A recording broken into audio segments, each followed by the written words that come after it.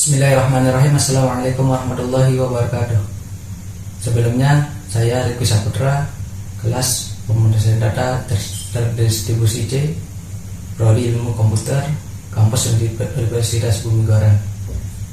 Di sini saya akan menjelaskan tentang sinkronasi sistem terdistribusi.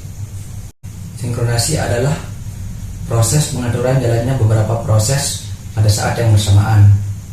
Tujuan utama sinkronasi adalah menghindari terjadinya inkonsistensi data karena pengaksesan oleh beberapa proses yang berbeda, mutual exclusion, serta untuk mengatur urutan jalannya proses-proses sehingga dapat berjalan dengan lancar dan terhindar dari deadlock dan starvation. Sinkronasi umumnya dilakukan dengan bantuan perangkat sinkronisasi. Penyelesaian terhadap masalah ini sangat penting karena perkembangan teknologi sistem komputer menuju ke sistem multiprocessing, terdistribusi dan paralel yang mengharuskan adanya proses-proses konkuren. Sinkronasi clock. Algoritma untuk sinkronasi dalam sistem terdistribusi memiliki beberapa sifat. Pertama, informasi yang relevan tersebar di beberapa komputer. Keputusan pembuatan proses hanya berdasarkan informasi lokal. Peristiwa kegagalan hanya dengan penyebab tunggal di dalam sistem harus dihindarkan. Tidak tersedianya clock atau sumber waktu global yang akurat. Sinkronasi merupakan bagian penting untuk kerjasama dalam pemakaian sumber daya, berbagi, sharing resources, pengurutan kejadian, dan kesepakatan clock tersebar. Ini contoh gambar tidak adanya kesepakatan clock global. Gambar di atas menggambarkan bahwa bila waktu pada output 0 adalah 2144, kemudian source kodenya dimodifikasi di komputer lain yang clocknya lebih lambat sehingga waktu source kode adalah 2143. Karena source kode memiliki waktu yang lebih lama daripada file objeknya, maka tidak akan melakukan rekompilasi. Sinkronasi straightforward. Cara yang paling mudah untuk menekan waktu adalah dengan bertanya langsung ke server waktu Universal Coordinate Time (UTC). Hanya saja akan banyak perbedaan dalam request karena waktu merupakan dasar dan dari cara orang berpikir, dan akibat tidak adanya sinkronasi clock juga sangat dramatis seperti yang dilihat pada contoh sebelumnya, sehingga wajar saja bila dalam pembahasan sinkronasi dimulai dengan pertanyaan sederhana. Contohnya seperti, mungkinkah mensinkron semua clock yang ada dalam sistem tersebar? Clock logika. Boleh dikatakan semua komputer memiliki rangkaian pencatat waktu, walaupun penggunaan kata clock adalah meluas. Kata yang didapat adalah timer untuk merujuk komponen dari rangkaian tersebut. Timer ini menggunakan kristal quartz sebagai sumber frekuensinya. Walaupun frekuensi osilator pada osilator kristal biasanya stabil, tetap saja tidak mungkin menjamin bahwa semua kristal yang bekerja di berbagai komputer memiliki frekuensi yang persis sama. Selalu ada sedikit perbedaan yang terjadi dan mengakibatkan perbedaan waktu pula yang disebut clock skew. Berbagai algoritma telah dikembangkan untuk menangani sinkronasi clock dan beberapanya akan dibahas berikut ini. Yang pertama, algoritma Lamport. Menurut Lamport, sinkronasi clock tidak harus dilakukan dan nilai mutlak clocknya, karena yang diperlukan dalam sinkronasi proses-proses adalah urutan proses tersebut. Jadi yang diinginkan adalah konsistensi internal clock, bukan apakah clock tersebut harus sama persis dengan waktu real. Clock jenis ini biasanya disebut clock logika. Pengurutan peristiwa. Sejumlah problem yang penting akan terpecahkan bila pengurutan peristiwa yang jelas dapat dibuat, bahkan bila waktu realnya tidak diketahui. Untuk mensinkronkan clock logika, Lamport mendefinisikan relasi yang disebut happened before. Ekspresi A panah B dibaca A terjadi sebelum B, dan artinya semua proses sepakat bahwa kejadian pertama adalah A diikuti sesudahnya kejadian B. Relasi happen before dapat diamati langsung dalam dua situasi. Yang pertama, bila A dan B adalah kejadian event dalam proses yang sama dan A terjadi sebelum B, maka A tanda panah B adalah true. Bila A adalah kejadian dari sebuah pesan yang dikirim oleh sebuah proses dan B adalah kejadian di mana pesan tersebut diterima oleh proses lain, maka A panah B adalah true juga. Ini contoh gambar sinkronisasi clock logika dengan Lamport. Bila A adalah kejadian dari sebuah pesan yang dikirim oleh sebuah proses dan B adalah kejadian di mana pesan tersebut diterima oleh proses lain, maka A panah B adalah true juga. Pada gambar A tampak 3 buah sistem dalam clock masing-masing yang bekerja dengan laju yang berbeda. Dan gambar B, clock system dengan algoritma Lamport. Cara untuk menetapkan waktu ke semua kejadian dalam sistem tersebar tergantung pada kondisi tersebut. Bila A terjadi sebelum B di proses yang sama, C dalam kurung A kurang C dalam kurung B. Bila A dan B mewakili kejadian pengiriman dan penerimaan pesan, maka C A kurang dari C B. Untuk semua kejadian A dan B, C A sebanding dengan C B. Clock basic. Pada beberapa sistem waktu clock aktual menjadi penting, contohnya real time system. Untuk sistem ini diperlukan clock basic eksternal karena alasan efisiensi dan redundansi. Clock basic jamak biasanya digunakan yang mengakibatkan ada 2 masalah muncul. Bagaimana mensinkron eksternal clock tersebut dengan clock sebenarnya, dan bagaimana mensinkronkan antar clock yang ada. Algoritma sinkronasi clock. Frekuensi titik clock logika tergantung dari nilai yang dimuat ke counter. Nilai ini yang menentukan resolusi clock. Interval waktu yang lebih kecil dari resolusi tidak dapat dibedakan.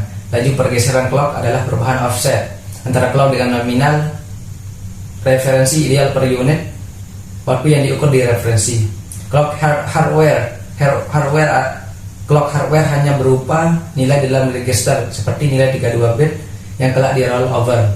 Penekanan dilakukan dengan mengubah konstanta yang ditambahkan untuk memperoleh clock software yang biasanya berkisar di order mikrodetik atau milidetik dari tanggal yang disepakati. Yang pertama, algoritma Christian.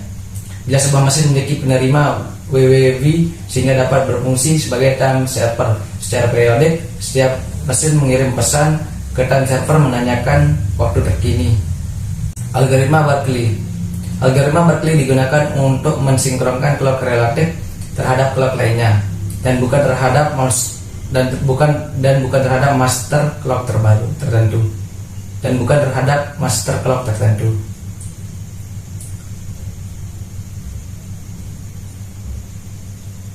Algoritma rata-rata. Berbeda dengan metode sebelumnya yang terpusat, maka metode ini mensinkronkan clock dengan cara desentralisasi.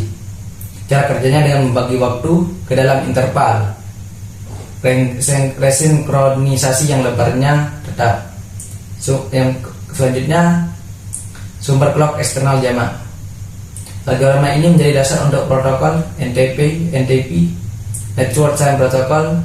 Interval waktu dalam interval waktu dapat ditentukan dengan menggunakan algoritma Christian dengan waktu tunda perempatan yang diketahui, digunakan dalam sistem yang disinkronkan dengan sangat akurat. Penggunaan clock sinkron. Pelaksanaan sinkronasi clock dalam skala luas terjadi baru-baru ini saja. Yang salah satu teknologi enabling-nya adalah internet. Adalah mungkin mensinkronkan jutaan clock dalam order milidetik dengan UTC. Berbagai algoritma baru yang menggunakan clock sinkron mulai bermunculan. Berikut ini contohnya. Yang pertama, Atmos One Message Delivery.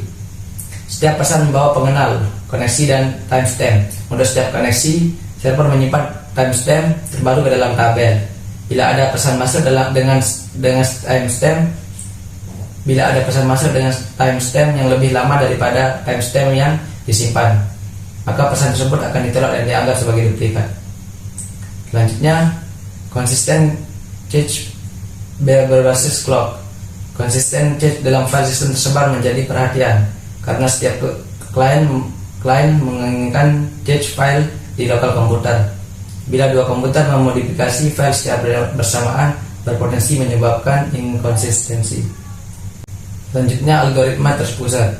Pada algoritma terpusat, kondisi mutual exclusion mutex ditangani oleh sebuah proses yang dipilih sebagai koordinator untuk mengatur entry ke critical region.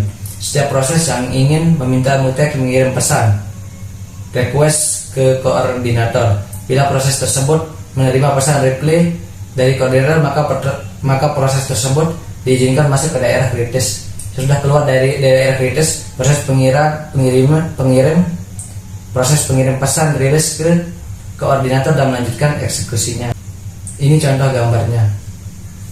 Dari gambar tersebut, proses 1 meminta izin request ke koordinator untuk masuk ke critical region. Izin diberikan, grant. Proses 2 meminta izin ke koordinator untuk masuk ke critical region yang sama. Koordinator tidak menjawab. Bila proses 1 keluar dari critical region, proses tersebut memberitahu rilis koordinator yang kemudian mengizinkan proses kedua. Algoritma tersebar. Kejadian kegagalan karena penyebab tunggal tidak dapat. Selanjutnya, algoritma tersebar. Kejadian kegagalan karena penyebab tunggal tidak dapat ditoleransi dalam sistem tersebar, sehingga para peneliti mengembangkan berbagai algoritma mutual exclusion tersebar. Algoritma ini bekerja dengan membuat sebuah proses yang ingin memasuki daerah kritis terlebih dulu membuat pesan yang berisi nama daerah kritis yang ingin dimasuki, nomor proses dan waktu terkininya. Pesan ini dikirim ke semua proses dengan asumsi komunikasi yang digunakan reliable. Bila sebuah proses menerima pesan request dari proses lain, respon yang diberikan tergantung dari state proses tersebut. Respon yang diberikan tergantung dari state proses terhadap nama daerah krisis yang dalam pesan tersebut. Ada 3 kasus penerima yang mungkin, yaitu bila penerima tidak berada dalam daerah kritis dan tidak ingin masuk, maka pesan OK dikirim balik. Bila penerima sudah berada dalam daerah kritis, maka tidak ada pesan yang dikirim. Bila penerima ingin masuk ke daerah kritis tapi belum masuk, maka proses ini akan membandingkan catatan waktu dari pesan masuk dengan pesan yang dikirimkan. Bila pesan masuk memiliki catatan lebih lama, penerima akan membalas dengan pesan OK. Sebaliknya, bila pesannya sendiri memiliki catatan waktu yang lebih lama, maka penerima akan meletakkan pesan masuk ke antrian dan tidak membalas apapun. Selanjutnya, algoritma token ring. Di sini digunakan sebuah jaringan bus dengan proses-proses yang tidak berurutan melalui perangkat lunak. Ring logika disusun dengan setiap proses ditetapkan posisinya di dalam ring seperti pada gambar B. Posisi ring dapat dialokasikan dengan menggunakan urutan nomor alamat jaringan atau dengan cara lain. Hal yang terpenting adalah setiap proses harus tahu siapa proses sesudahnya. Selanjutnya, algoritma pemilihan. Banyak algoritma tersebar membutuhkan sebuah proses yang berfungsi sebagai koordinator, inisiator, sequencer, atau pelaksana fungsi khusus lain. Beberapa contoh seperti koordinator pada algoritma mutual exclusion terpusat. Bila koordinator tersebut mengalami kegagalan karena hostnya down. Bila koordinator tersebut mengalami kegagalan karena hostnya down, sistem harus dapat melakukan eksekusi hanya dengan memulai lagi sebuah kopi proses koordinator baru di host yang lain. Algoritma yang menentukan di mana kopi koordinator baru tersebut harus dimulai lagi disebut algoritma pemilihan. Ada 2 algoritma pemilihan yang akan dibahas untuk 2 jenis konfigurasi sistem tersebar. Yang pertama, algoritma Boolean. Bila sebuah proses mendapatkan koordinator tidak lagi menanggapi request yang dikirim, maka proses pemilihan akan diinisiasi. Proses P mengadakan pemilihan sebagai berikut. P mengirim pesan election ke semua proses dengan nomor proses yang lebih besar. Bila tidak ada tanggapan, proses P menangkan pemilihan ini dan menjadi koordinator. Namun bila salah satu proses dengan nomor yang lebih tinggi menjawab, proses tersebutlah yang akan mengambil alih proses pemilihan. Pekerjaan proses P sendiri selesai di sini. Yang kedua, algoritma ring. Algoritma ini berbasis ring tanpa token dengan persyaratan bahwa setiap proses harus sudah berurutan, baik secara logika ataupun fisik. Bila semua proses mendapatkan koordinatornya tidak berfungsi, maka pesan election yang berisi nomor prosesnya dikirim ke proses berikut yang lebih tinggi nomornya.